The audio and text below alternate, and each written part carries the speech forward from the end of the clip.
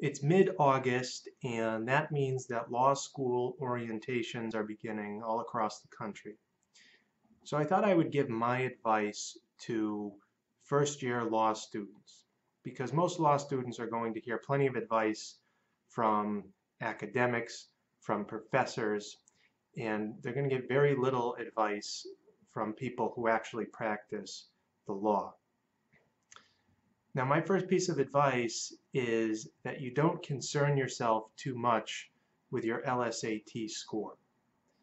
You can excel at the LSAT and do very poorly in your first year of law school.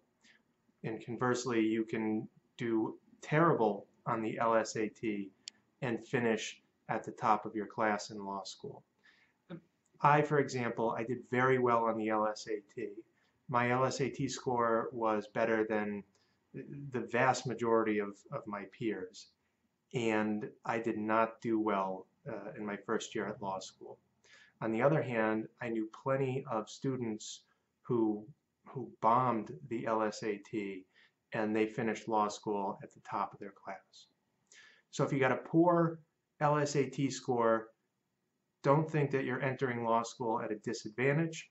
Don't think that the other students are smarter than you. It doesn't work that way at all. And if you have a great LSAT score, don't go in there with a chip on your shoulder thinking you're the smartest person in the class, because you're not. The LSAT score is not a good determination of how well you're going to do in law school. Next, you need to understand that law school is very arbitrary. So you go to college, you take your courses, you submit homework, you have quizzes periodically, midterms, exams, and you could see your grades going up and down, and usually it's easy to correct your grades, in the middle of the semester, even towards the end of the semester. You could focus more on your homework assignments, do a better job on your exams, and so forth. There's none of that in law school. Law school is purely Socratic method style classes all the way to the very end when you have one large exam, and that exam, it's usually in all essay form, and that determines your grade. So the professor is going to be subjective. The professor is human. They can't help but be subjective when he reads exams, and therefore there's a bit of arbitrariness to the grades. So you'll find out very quickly that there will be classes that you love, that you attend, you do all the reading assignments, you feel good about, and you'll get a poor grade back. And on the other hand, you'll also find that there's classes that you put very little effort into and that you do very well with your final grade. So just be ready for that. It's arbitrary, and you need to accept that fact. In fact, this is one of the few ways in which law school is similar to the practice of law.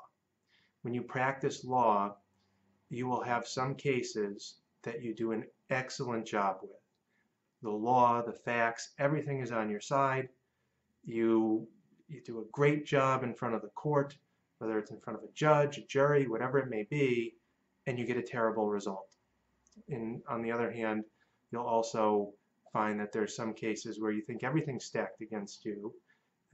You'll perform poorly, and you'll get a great result. So be ready. Law school's arbitrary, and just take it for what it is.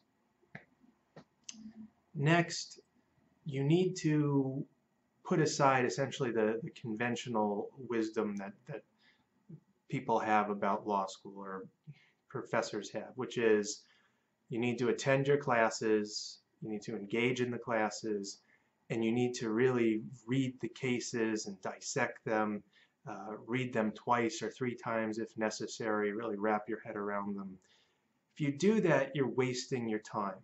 You need to cut through all of it and just get to the essential elements of the laws that you need to know. And you do this not from reading the cases, because the cases are horribly written, and it takes 10 pages for a court to say something that could be boiled down to, maybe 50 words or less.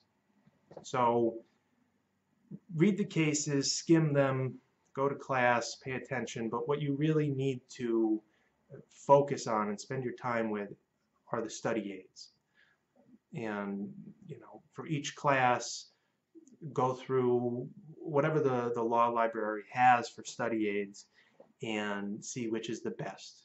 Okay, which breaks the laws down in the best terms, and then really cling to that and use that, because that's going to be much more beneficial to you when it comes down to exam time than these long-winded cases. And then finally, I would just say it's important when you're in law school to just relax a little bit and put everything into perspective. It's very hard to do because you're around all these type A personalities.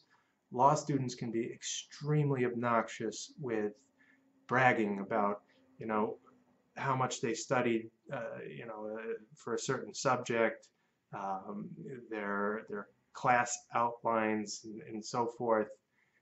You just need to block it all out. Do the best. It's just a class, okay? Get through law school. Obviously try to do well in your classes, but so long as you pass, it's really all that matters. And you're going to see when you get out into the real world and you start practicing law that somebody's academic resume is really meaningless when you get into actual litigation, or when you get into business transactions, start dealing with these lawyers.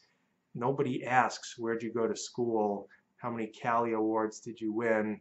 It's all irrelevant. And in fact, a very poor law student like myself can actually end up doing quite well practicing the law. And I enjoy the law, even though I hated law school. So put it all in perspective. Okay, if you do bad in a course, it's not the end of the world.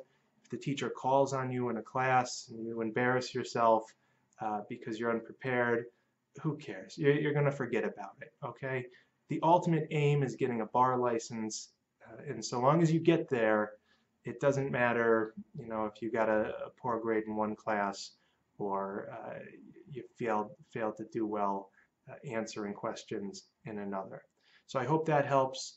If you're entering law school, you have any questions, I'd be happy to answer them for you. Please feel free to send me an email or a message on Facebook.